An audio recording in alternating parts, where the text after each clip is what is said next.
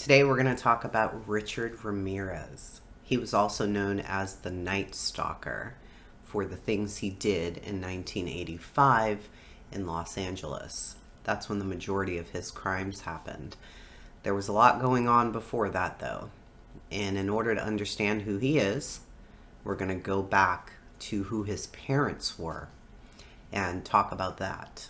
One of the quotes that you just saw from Richard was, "Are serial killers just born as serial killers, or are they made?" So you guys will be the judge of that by the time that we're done. And I do have notes, of course, so that I don't miss any details. I've tried to include a lot of information in this. There was a ton of stuff that I did not know about Richard, so maybe you didn't either, and maybe this will be interesting for you. So, little fun fact. Richard Ramirez was born on February 29th. That is the same day Eileen Wuornos was born. And if you want to check out my video on her, you can find it in my videos. So let's get started. We're going to talk first about Julian. That was Richard's dad. He was born in Mexico. He ended up becoming a Juarez, Mexico police officer, but that's later. Let's just first talk about his dad and how he grew up. He was born in 1927 to a very poor family. They believed in extremely strict discipline, to the point of abuse. Back then, they probably didn't really see it as abuse. You know, back in the day, parents were, still today, some parents are extremely strict, but, you know, you're not supposed to run around beating your children with cords and whips and tree branches and stuff. But back then, that was definitely a form of discipline. And Julian's dad had a very bad temper. In Mexico, the kids having respect and obeying that was of the utmost importance. They wanted to raise very respectful children. So, in order to get them to obey, they would often be disciplined in a very violent manner. So Julian endured that for many years. When he turned about 14, he grabbed the mechanism. I want to say that it was a cord that his father was beating him with, and said, "That's enough. No, we're not going to do this anymore." So he always vowed that if he had children, he would not discipline them in that way. We will see if he was able to continue with that and keep that promise to himself. Mercedes is Richard's mother. She was born U.S. citizen in Colorado. She was also born to a very poor family. Mercedes' family ended up moving for a period of time down to Mexico, and that is where she met Julian's family. He had siblings, and she became friends with his sisters, and right away there was a big attraction between the two of them. Now, while they were poor, they were Americans, so there was some issue with the two seeing each other. Julian's family felt like Mercedes' family thought that they were better than everybody else. And Mercedes' family felt like Julian's family was far too poor. Julian was not educated. He had to work. You know, the whole family had to work. So he did not have very much education whatsoever. And Mercedes' family really put value on education. So to them, there was no way this guy was good enough for their kid. But for a little while, you know, the flirting went on. They were, 18 years old at the time. So they began to date a little bit. And at one point, they had to move back into the United States. So during that entire time, they would write back and forth to each other. They were serious about each other. They had very strong feelings regardless of how their parents felt. They were not going to let that stand in the way at all. So what ended up happening is the two got back together in 1948, and they were married. Now, Mercedes did not like living in Mexico. She thought it was very run down, very violent. There was a lot of crime. So they moved to El Paso, Texas, in this very small little place. But it was enough for them, and they were happy. And immediately, she became pregnant with her first child. Now, unknown to them, during this time, not very far away, were atomic bomb testing. That was happening there back then. And it was known much later that there was a lot of pollution, birth defects. The residue, the fallout from this testing had caused problems with the milk, the water, the cattle. It was in the ground. So in any case, their very first child is born, and his name is Reuben, and he was born with lumps all over him. You know, I can't even imagine how shocking that would be to not suspect anything, because nobody suspected anything quite yet. And Reuben's born, he has all these lumps all over him, and they bring him to the doctor, and they don't think the prognosis for him is very good. But he ended up, you know, being fine. These lumps, whatever they were, they ended up disappearing, and he went on to be fairly healthy. So Joseph was their next child. He was also born healthy, but he ended up around 6 months old with tons and tons of crying and like nonstop. He was a happy baby at first, but then the crying was just overwhelming, right? So they bring him to the doctor, and he is diagnosed with something called Collier disease.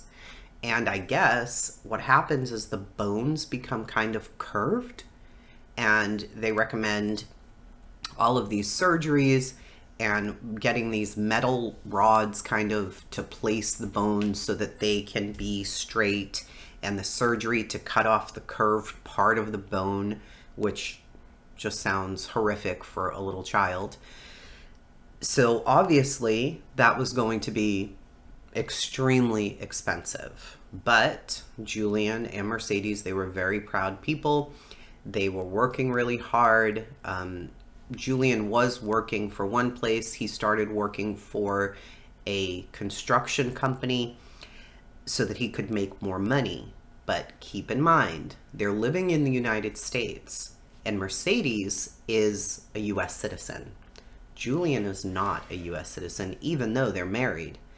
You still had to get your paperwork done in order to be considered a U.S. citizen and have the right to work in the United States.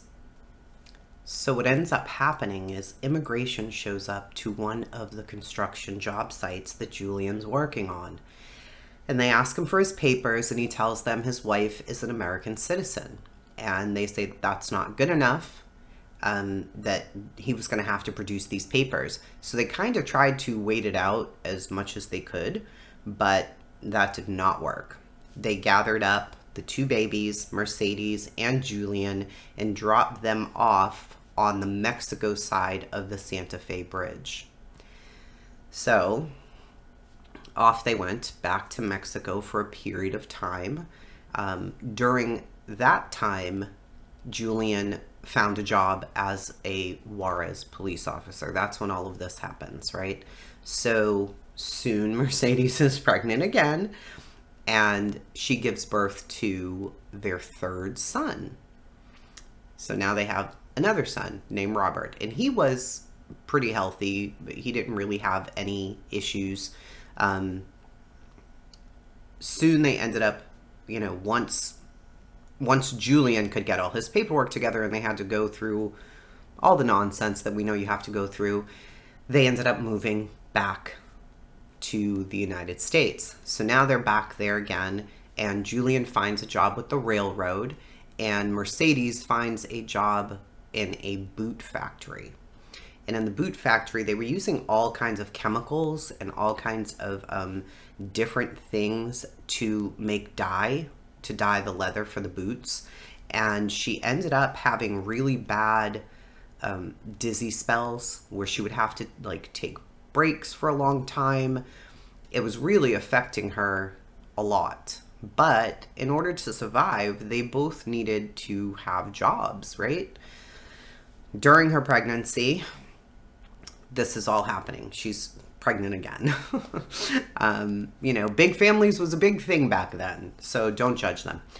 Anyway, she's pregnant again. She's having to take all these breaks during her pregnancy, but she ends up having a baby girl. Her little girl is named Ruth. So she's really happy now. Julian's so happy because Ruth is going to have big brothers to look after her, which was very important to him. So they doted on this little girl. I mean, she was everything to them, of course. It's their first little baby girl. And it's several years, 4, I believe, later, that Mercedes has her most difficult pregnancy of all of them.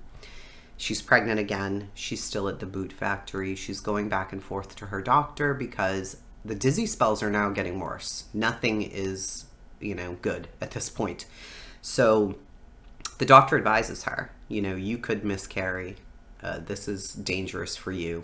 You really need to consider leaving your job. And she does. She's about 6 months pregnant when she leaves. And she, on February 29th of 1960, gives birth to her final child, her baby boy, Richard Ramirez. Ruth was especially in love with Richard. She treated him like a little doll baby. She finally had a smaller sibling. She was very protective of Richard. She loved him to death. So she doted on him quite a bit. The older brothers probably could have cared less, but she was very taken with her little brother. And Mercedes ended up going back to work. Julian was already working for the railroad, and each of their sisters ended up moving to the United States too. So one of Mercedes' sisters and one of Julian's sisters ended up moving over to the States in the same area. So now the kids had cousins to play with, and that will factor in later when I tell you more about one of the cousins. So they had babysitters, right? And when Richard was 2 years old, a dresser fell on his head. He ended up having to get a bunch of stitches. He was knocked unconscious. We've all heard the stories, like if you put a TV on top of a dresser, you've got to be really careful of your kids. I've always personally been terrified of dressers, and my son has those little plastic drawers because I'm not going. And for those who know me, you know that I don't say drawers because it's a very difficult word. I'm from Boston and it should be draws. Anyway, that was just a side note. Let's move on. 3 years later, at age 5, Richard was hit in the head with a swing at a playground and again knocked unconscious.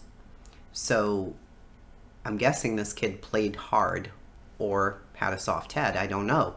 But he was hit in the head hard enough that he fell unconscious. So he was rushed to the hospital. Here's where things start to get weird. He started having seizures soon after that.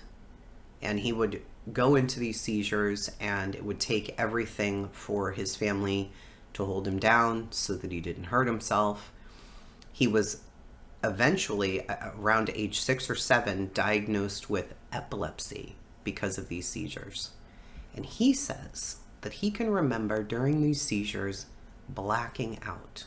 And what would end up happening, you're thinking blacking out where he doesn't remember anything. No. He would sit there and stare, and nothing else was around him at all. And he could see monsters and demons coming out of the darkness in front of him.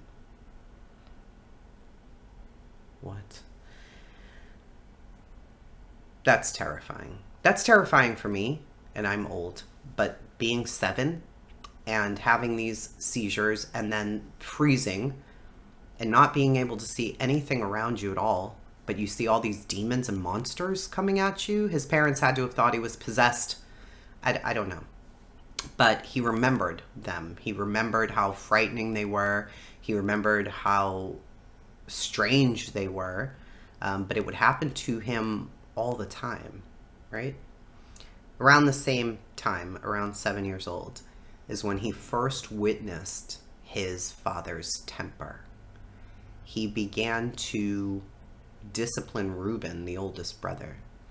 And the discipline was very much like the discipline that Julian endured during his childhood. So that promise wasn't kept.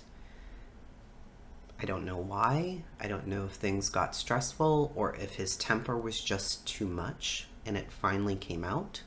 But the dad was known to get so angry at objects. Like if he was fixing his car and something went wrong, he would go over to a wall and smash his head off the wall until there was blood. That's psychotic. So those things were happening, and it would scare him. It would scare Richard a lot because, you know, he's the baby and he's already having these weird, crazy, vivid sightings in his mind as he's having these seizures.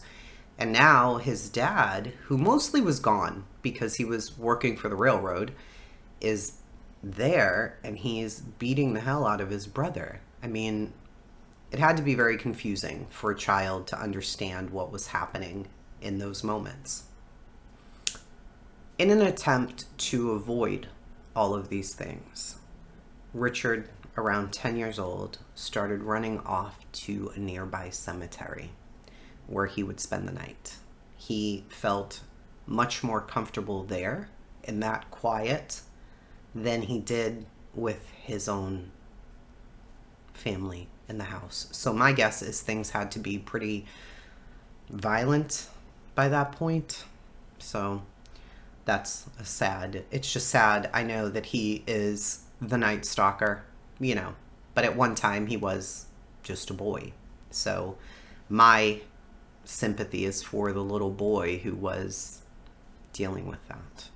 But in any case, around the time he was 12, his older brother had left. His oldest brother, Reuben, had left. And his cousin, Miguel, remember I told you there was a cousin involved in this, had come back from the war. This is where things get very disturbing. Miguel returns back. And Richard, with his oldest brother gone now, wants somebody to look up to. And Miguel's always around. He's much older than Richard at this point, but he takes him under his wing, and they become extremely close. Miguel, sorry for my face, because even discussing this is like, are you kidding me right now? He had Polaroids from the war, and the Polaroids were of dead women, where he had cut their heads off and pulled their eyes out and had sex with their corpses. Yes. Mm-hmm. He would rape them and just do the most horrific things. And then he took pictures, you know, to show the family back at home. And he decides to show them to his little 12-year-old cousin, which is just absolutely bizarro. Like, what are you doing, sir? In addition, he introduces Richard to weed, marijuana. You know, that's a great idea for a 12-year-old. So he starts giving him that.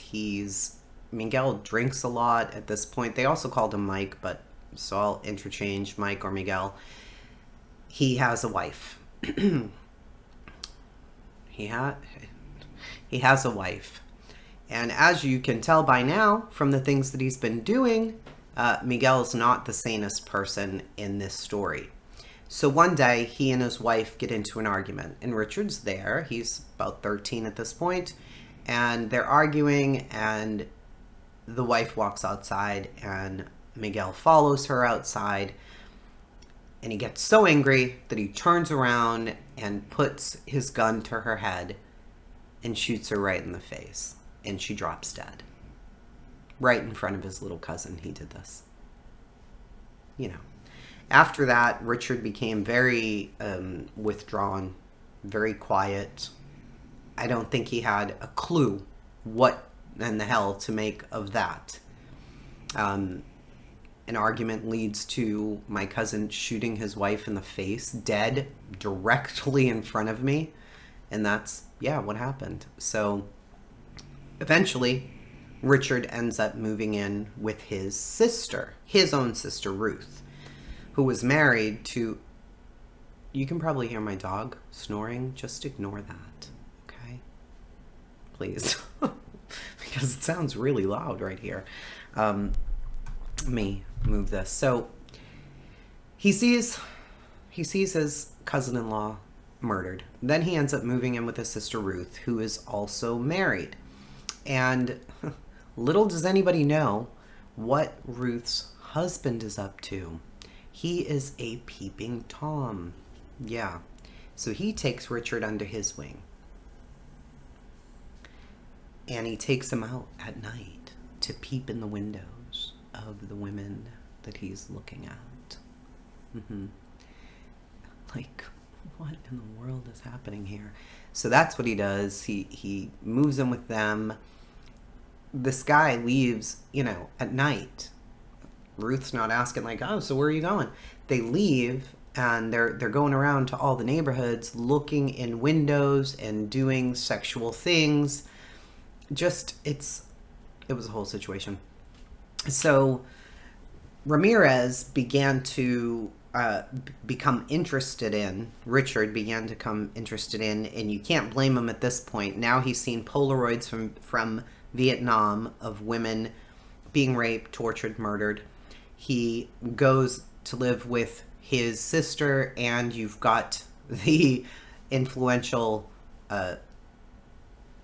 brother-in-law teaching him how to peep into people's windows. He begins to look at pornography, right? Not regular pornography, man, woman, nice. No. It's sadistic, it's bondage, it's anything that he could find that was depraved. And these are the things that he began to be interested in. And as a young teenager, he ends up getting a job at a local motel. And during that time, he had keys to all the rooms. So at one point, he uses his key to, first of all, he's stalking the couple. He's watching their every move, right? So the man leaves and the woman's still in there. And he uses his key to go in and he attempts to rape a woman inside the motel room, but the husband came back. Now, you would think, okay, well, maybe he's going to get in trouble and he's going to learn a lesson and all of this is going to end and we're never going to get to become the Night Stalker. Of course, you know that that's not true. But if that had happened, maybe we would have never known of the Night Stalker, right? What ends up happening is this couple is there on a vacation and they don't want to come back to testify. Now, also keep this part in mind. Miguel, who killed his wife in cold blood, right, ends up having to go to court. And he pleads not guilty, reason of insanity. And they say, okay. So he just goes to a mental ward, psychiatric hospital for a few years. And then he's back out. And he and Richard are right back up to the same old shenanigans after that. So now Richard's about 22 years old. He leaves to California, Los Angeles, California. He's doing LSD, mushrooms, and other psychedelic drugs. He feels at this time that he's developing a relationship with Satan. So he's Satan worshiping, he's doing all of these things. And there was a murder that happened that was not initially connected to him. And it wasn't until many years later due to DNA, but it was extremely sad. A 9-year-old little girl was in her basement, in an apartment building basement with her little brother. They were playing hide and seek and they were searching for a dollar bill that the little brother thought he saw down there. Richard comes across the little girl. Her and her brother got separated down there and he rapes and murders her. He ends up hanging her from a pipe above And the police officer who came onto the scene said it looked like Christ on the cross. She was just a little 9-year-old girl. And Richard had no type. You know how in a lot of the serial killings, like Ted Bundy, for example, the women would have this long hair, they would look very similar. Richard was nothing like that. It was just whoever he came across, because his next killing was a 79-year-old woman, and that was in June of 1984. She was an older woman, 79 years old, in her house. He went in and slit her throat to the point where she was almost decapitated. He left behind a fingerprint, which later became important, but technology still was very slow when it came to things like this back then. Then there were more murders. He came upon these 2 roommates and he attacked Maria. He tried to shoot her in the face and she held up her keys and the bullet ricocheted, thankfully, but her roommate Dale was there and he ended up shooting Dale in the head. No rhyme or reason, just because. He takes off and finds another person who's in a park and kills them, pulls them out of their car and murders them. So he's breaking into homes, he's finding random people in basements, he's walking down the street killing people. He already has a record for stealing cars, burglary, so his fingerprints are on file. It's also very difficult to cross-check these things across the nation in the 80s. So there was quite a delay in figuring out who was doing this. The other thing that Richard left behind that would be part of catching him was a pair of running shoes. There were only 6 or 7 sent out to the United States, and one of them was sent to California, where Richard was. So that was a huge coincidence, and it was part of what helped them in tracking him down. So I could tell you about all of the murders that Richard committed, all of the rapes, how violent it was. They're very difficult to talk about. I will honor the victims at the end of this. There was no rhyme or reason to anything that he did. He would break into homes. He would usually shoot the husband if there was one. And then he would bind up and torture, rape, sodomize the wife. He had no qualms about removing eyeballs, putting them in jewelry boxes, hurting kids if he needed to. That none of those things seemed to bother Richard at all. And there were so many killings, it would be hard to even try to detail them all in here. And it's so extremely graphic that I don't know if some people on the channel are ready for that. In reading through them, I always have a soft spot for people. I always feel like something may have happened to them in their past to have made them the way that they are now. And while Richard's childhood was terrible, and that even up into his teen years it was really bad, I found myself having a lot of trouble feeling any sympathy whatsoever for this man. He is a fascinating, interesting character, I can tell you that. But the murders were so gruesome that it's hard to sit here and talk to you about them. What I will say is he began to get sloppy. He was leaving those footprints in the gardens of people he killed. He was known to go into the kitchen and have a snack in many of the homes that he had just murdered the occupants of. So can you imagine going into a house, killing one of the occupants, raping, tying up, torturing the other, and then going and finding some milk and cookies and just hanging out, eating a bit? I did see one crime scene photo, and it was, no. The milk carton was right beside the body, So he just, drank the milk and then threw everything on the ground and went about his day, I suppose. The other thing that he was not sloppy with, but one of the things that led to him ending up eventually being caught, besides his fingerprints and his footprints, was his teeth. Richard's teeth were awful. They were rotted, they were broken. Some of the victims who survived, and there was one who was just a child and ended up picking him out of a lineup, they all said the same thing, that he smelled rancid. His smell was awful. His teeth were rotted. He looked like a monster. So you might be thinking, well, wait, is that the same Richard Ramirez we were seeing in court that all the women were obsessed with? Yeah, it's the same Richard. I guess at some point his teeth were done, but that was part of his undoing. At one point he was contacting a dentist and he had a stolen car. And in that stolen car that he had to abandon, he left the dentist's business card in there. They were able to track the business card and go and speak to the dentist who described Richard. However, they did screw up. They were supposed to fingerprint the car, but they left the car out in the sun and it faded the fingerprint away. So they missed out on that opportunity, unfortunately.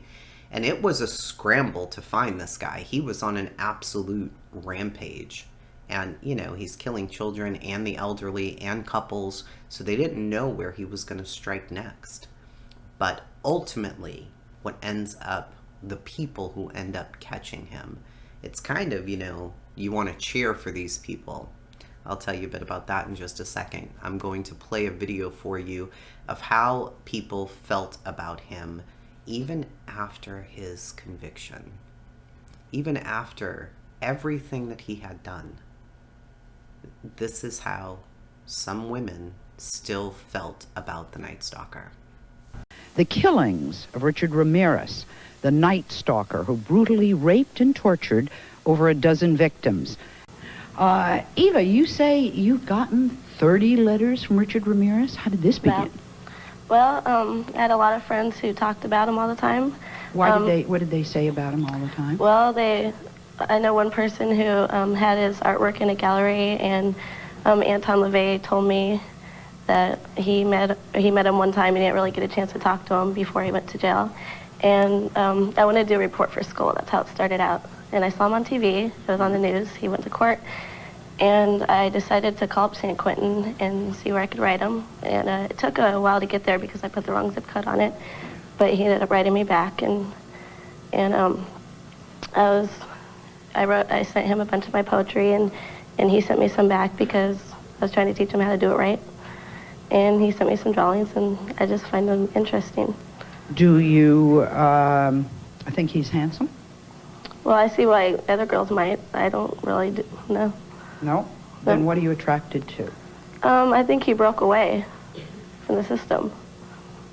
Mm-hmm. And I think he was fed up. Now, I have a quote from you. The world is overpopulated, so the murders really weren't such a terrible thing. Mm-hmm. Can you kind of explain that? Those old women were going to die soon anyways. What? They were going to die soon anyways. People are going to die soon, so why not help them? The women he killed were. Okay. The murder the most strange murder, what did he do in that? That amazed me. I didn't hear about that till after I was writing him for a while. And he didn't really want me to read all the articles about him because I think he didn't want me to find out about it. But I heard he broke into somebody's house and ripped out her eye and had sex with her eye socket.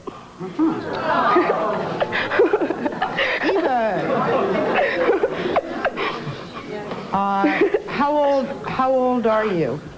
16. 16. You go to high school. You're at a high school where you study at home. I study. Right? I read and teach myself. Okay. Christine, you've taken this interest or obsession one step further, have you not? Not obsession. Okay. Not an obsession? No. Okay. He's the one that's he calls me all the time. He always writes to me all the time. All right. You say you're going to marry Richard Ramirez? We're supposed to. When I first met him, it was 4 years ago, and the first time I met him, his attorneys were there, and they told me that he was innocent, and they told me to keep visiting him, that it was good for him, and that's what they were telling me. So that's why, mainly why I went near someone like him, because I came from another state, and I didn't know even what happened. I didn't even know why he was there, and I didn't even find out until a year later what even happened. And that story that she just said, I've never heard anything like that, and I've read all the reports, but that's what happened. But well, that's what he deserves to get something like that from you for even writing back to you. So what do you mean? But you no, I'm telling the truth. Ladies, I know the admiration has gone to the point of... No, I wasn't there when he killed people. And I'm surprised he even wrote back to you. How do you feel about... Well, he's still Are you writing going to me. marry him? Yeah, we're supposed to get married. Are you in love with him? I don't know. Maybe I should tell you some of the things he told me about you. Why are you going to marry somebody you're not in love with? Because she gets to go on talk shows.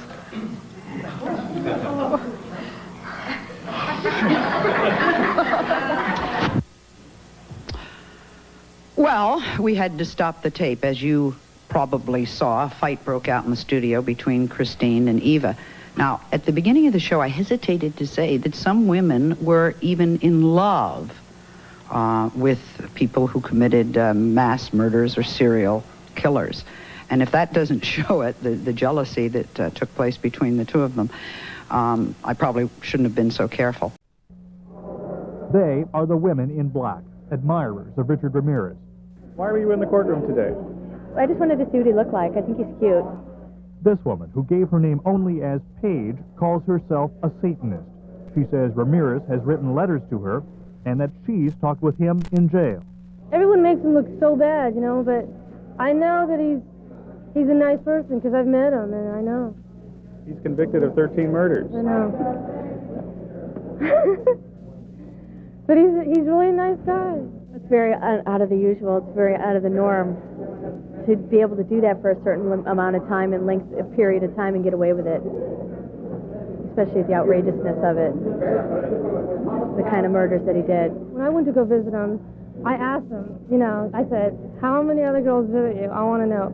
And he kind of laughed and said, there's 2, but I already know them, and I've known them for a while, and they're just like acquaintances, and, you know, kind of, you know, make me think that and believe like I was like the only one that he liked that was visiting him.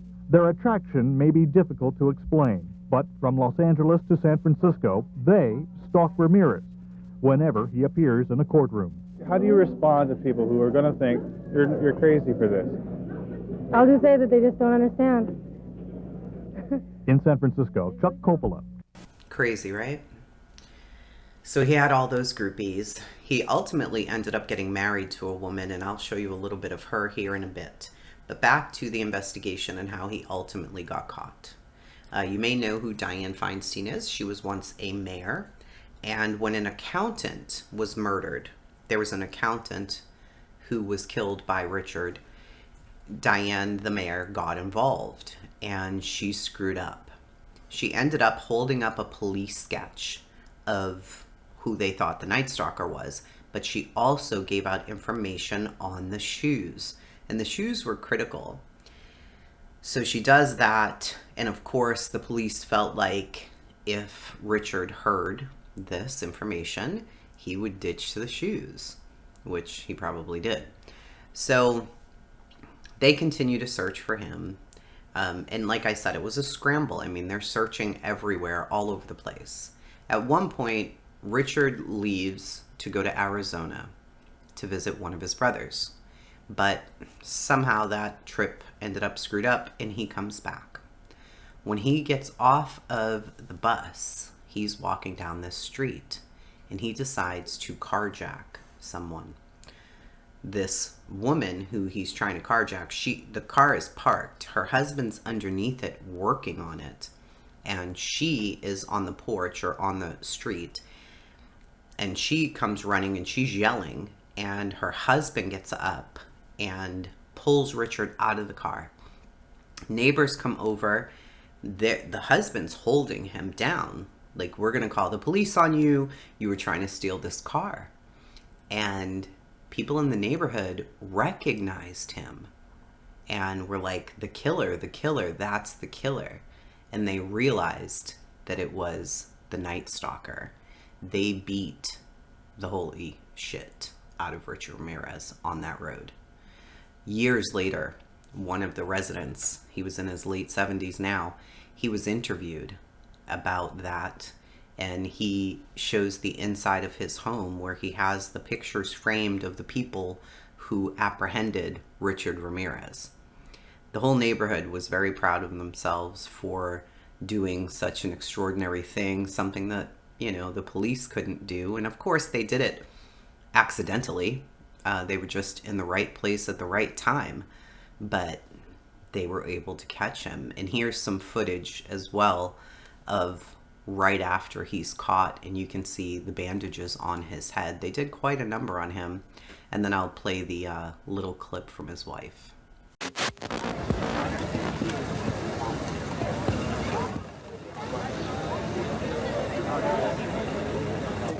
Yeah, we will. What have you been arrested for? You ever been arrested before? Danny, where's your car? Never been arrested before in L.A.? Fourth one down. When? How long ago? Sit up. How long ago? Let's get all these. What's your name? Huh? What's your name? 11.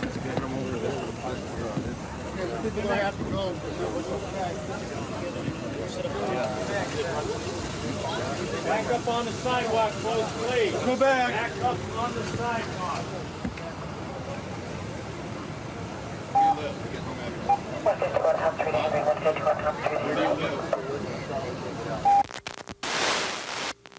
Vicky Liviakis has interviewed Doreen Leoy as part of a documentary on the Night Stalker.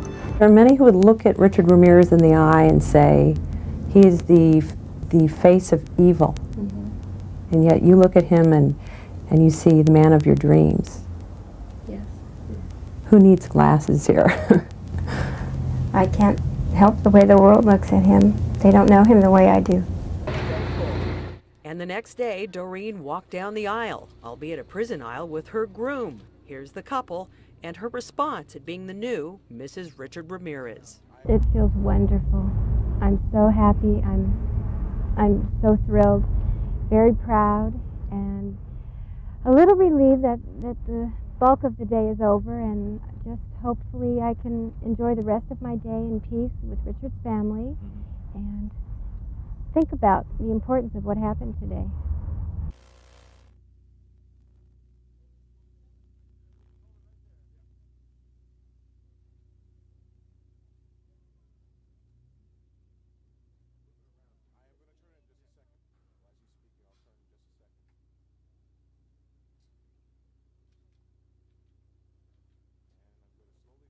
So there you go.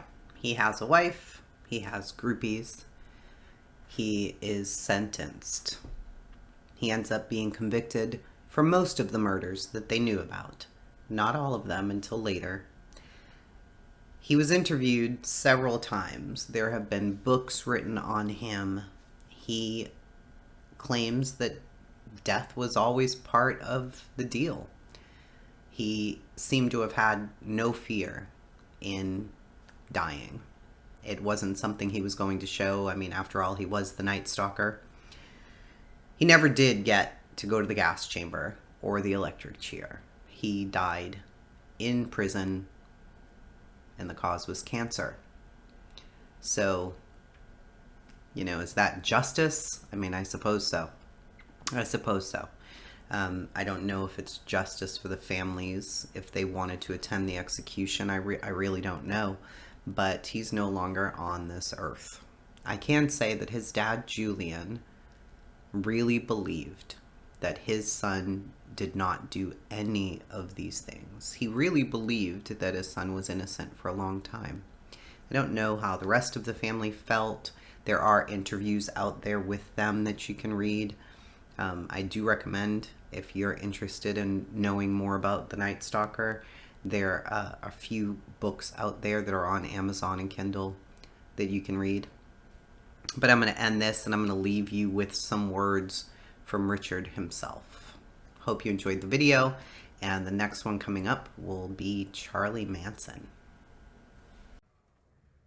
That is all I care to say, really.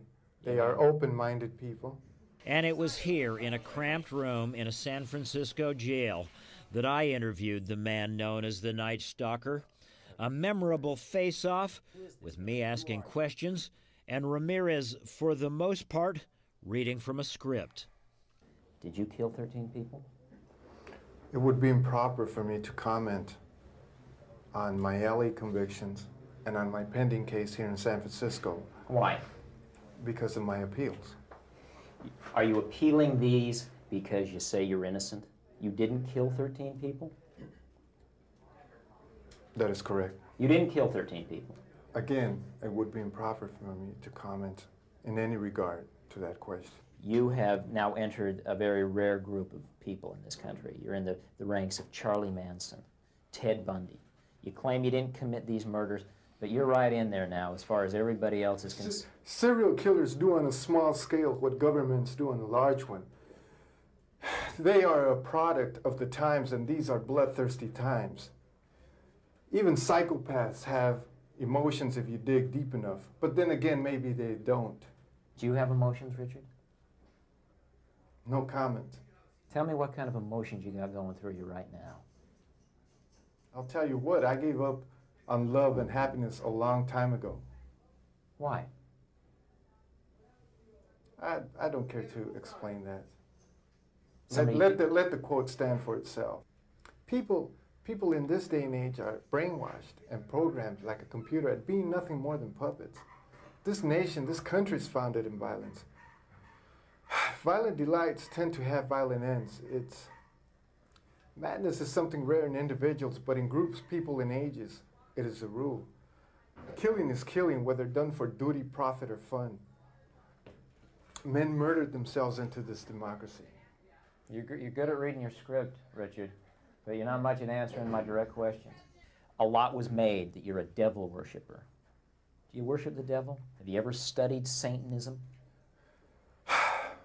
There are different sects of Satanism. Have you studied, just yes or no, have you studied Satanism? Yes, I have. Are you a worshiper of the devil? No comment. Come on, Richard. I can tell you a little bit about Satanism. Well, I'm interested in hearing what you got to say then. It is undefiled wisdom instead of hypocritical self-deceit. It is power without charity. A Satanist admits to being evil. Do you admit to being evil, Richard? We are all evil in some form or another, are we not? I'm asking you the questions, my friend. Yes, I am evil. Not 100%, but I am evil. Evil has always existed. The perfect world most people seek shall never come to pass, and it's going to get worse. The great epochs of our life is when we gain the courage to rebaptize our evil qualities as being our best qualities.